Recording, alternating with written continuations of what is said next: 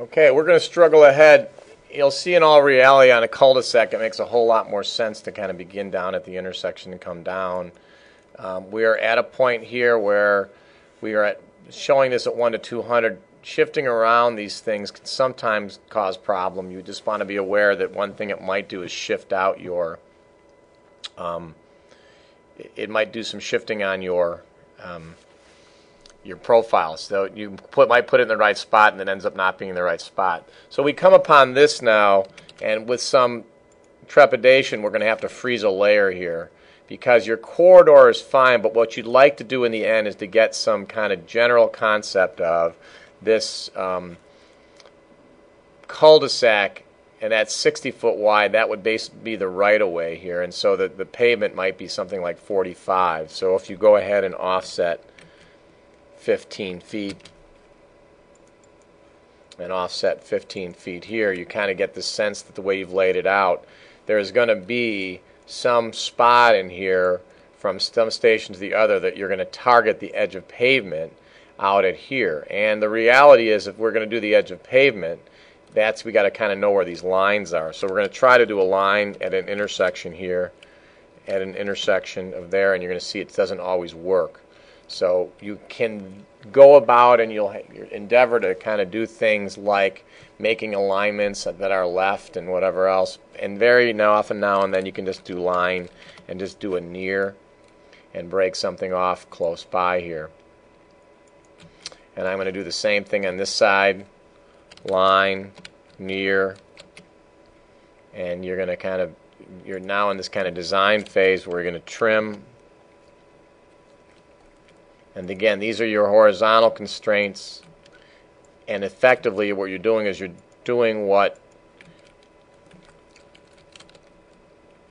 is you're setting yourself up to set up another target. So that general sense here is your target is being there, and then in the end we can also then talk about trying at some point to put a line in that goes line near, and it's doing a better job of that to near.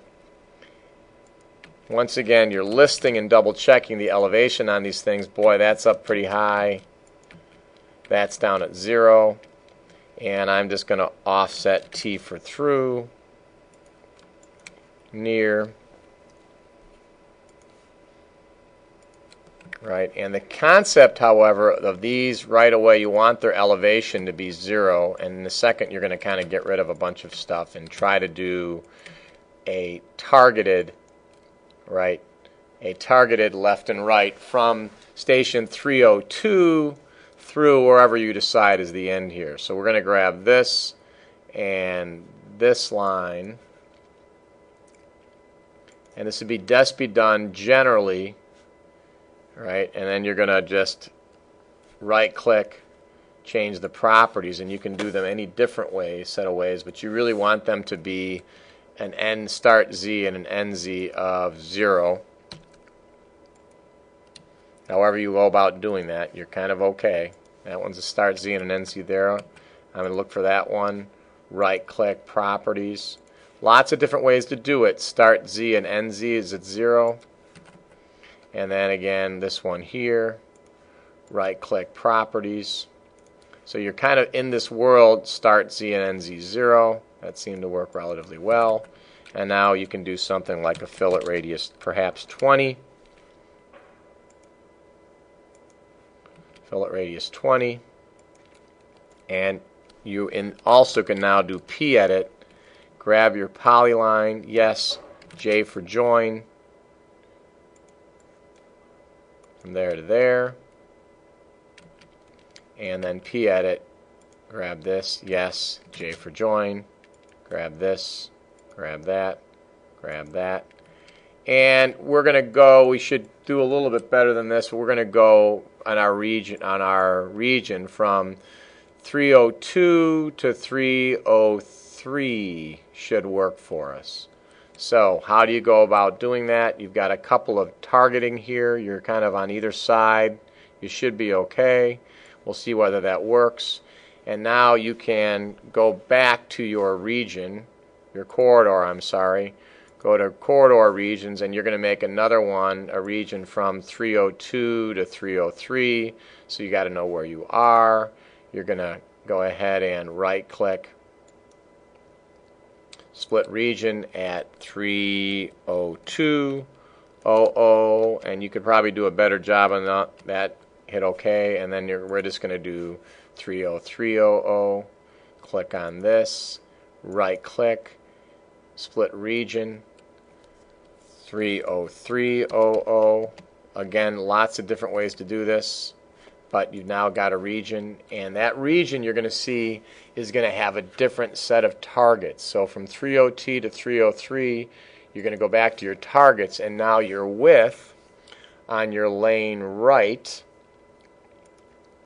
is going to be select from drawing. That's my right. And your width, hit OK here, and your width on the left is going to be select from drawing, that, hit OK. And now when you hit here and you hit OK, what you're going to see is you did something, but in the middle of that, what you would like to do is, in fact, increase the frequency. All right, you're going to increase the frequency, and you're going to then blank region out from beginning to end there. So that general sense is probably doing that drafting and flat work thought out. It's not bad. You can do it with alignments and lots of other ways, but one thing you definitely want to do now is go to your corridor properties, and here you don't want a frequency of every 25. You probably want a frequency of every something in the order of, I don't know, every 10. Hit OK, hit OK. You now have a cul-de-sac that's a little bit more well managed. It's not perfect, and then you finally have to now go through your corridor properties, and from there to there you're going to give that a null assembly.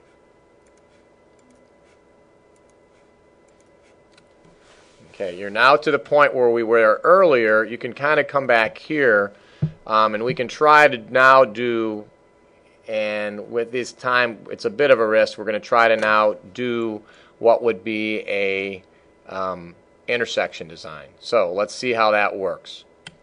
And that was the whole point. We can go to Intersection Wizard. You're going to grab an intersection point, which is basically right there. Main road. Obviously the main road here is going to be hard to grab, especially when we're on top of it, but the main road is going to be most easily grabbed out there. Okay. Better to have grabbed from a list. Okay, so the intersection primary road, secondary alignment, you're going to go next. Primary road is superhighway. Second one, offset parameters. There's lots of things you can do and set here. You're going to go here. You probably want to go back because it was a T junction.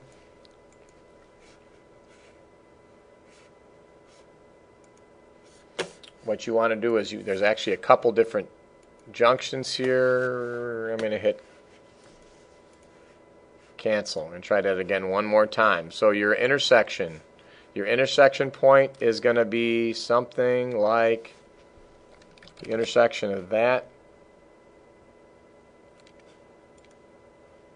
You just have to get close. Typically it finds it.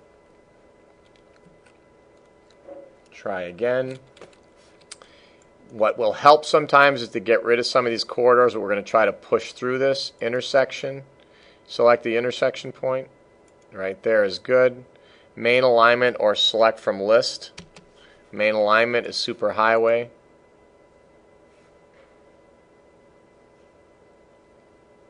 Intersection primary, there you go, standard. Primary crown maintain, that looks good. Geometry details.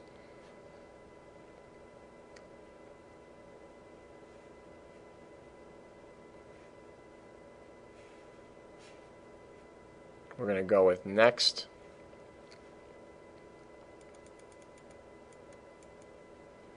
Some of these settings, what we're missing here basically is we're missing the typical T intersection. I'm going to continue through here. I'm going to go ahead and create intersection.